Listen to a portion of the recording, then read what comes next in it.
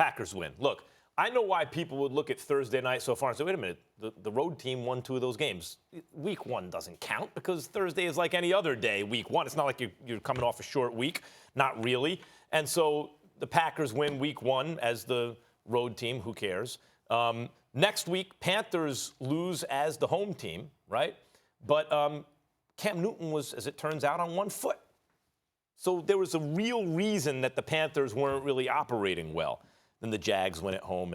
And if we look at last season and recent seasons, road teams on Thursdays get slaughtered.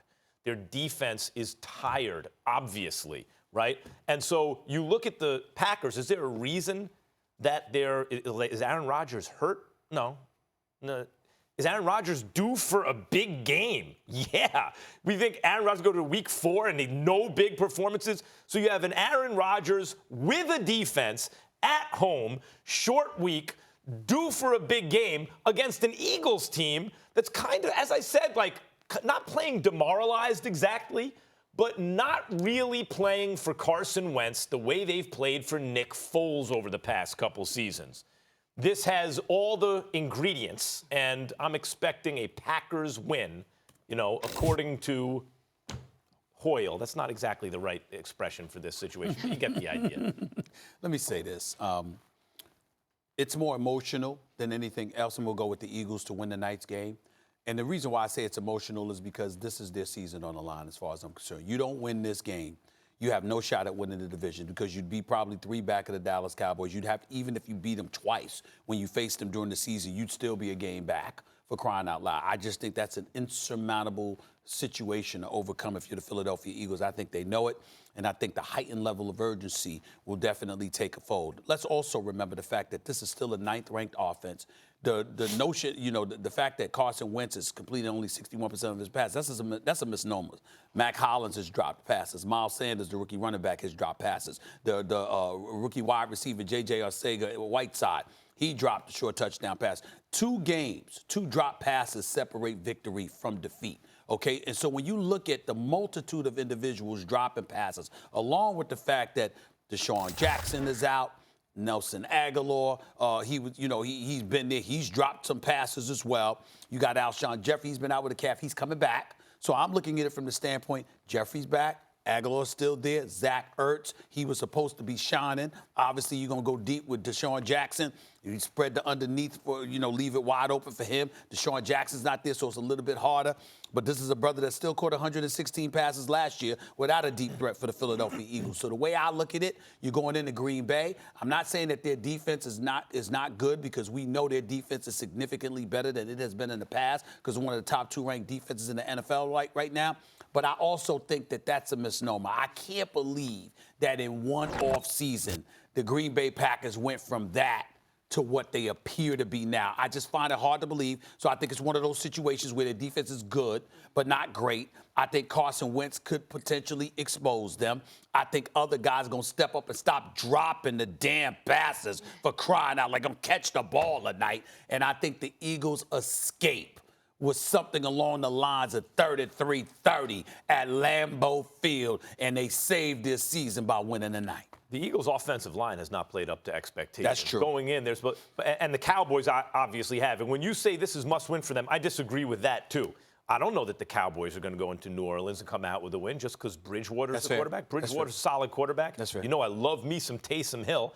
And on top of that, the Saints have a good run defense. So that could be a win. It could be that even if the Eagles lose, they're 2 back of the Cowboys, and they can go on a run because they're a very talented team. You bring up the receiving corps. The interesting thing about the Eagles is at skills positions, other than Ertz, who's the tight end, they have a lot of good receivers. Do they have a great receiver?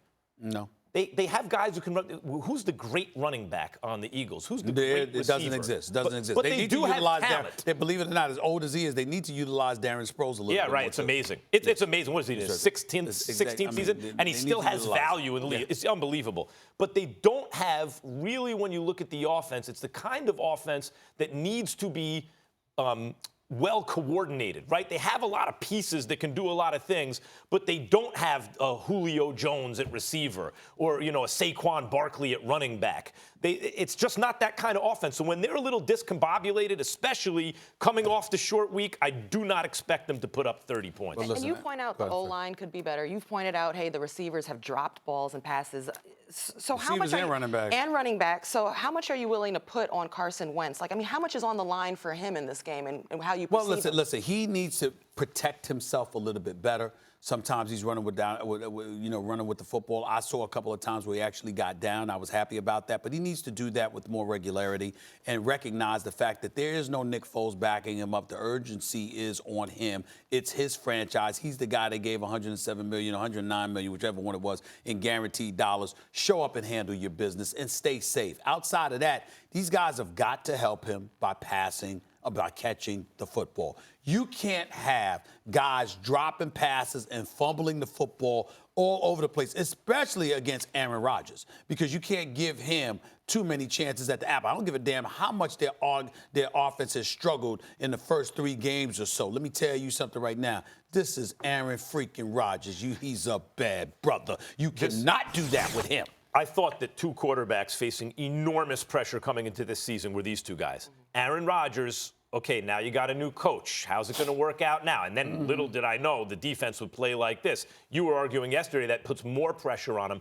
Over the long haul, I agree. Game for game, maybe he has to do less now. But on it to be successful, maybe it'll help him play within a system better. But over the long haul, yeah, you have a defense too. And Carson Wentz, dude, you made the Super Bowl, but you won the Super Bowl without you. You made a playoff run once you went down. Enormous pressure. But this matchup in a parallel universe is bigger than it is in this one because Patrick Mahomes exists. If Patrick Mahomes didn't exist, to me, this would be Aaron Rodgers, the most talented guy I've ever seen at the position, versus the guy who maybe could replace him on that list, going forward. Thanks for watching ESPN on YouTube. For more sports highlights and analysis, be sure to download the ESPN app. And for live streaming sports and premium content, subscribe to ESPN+.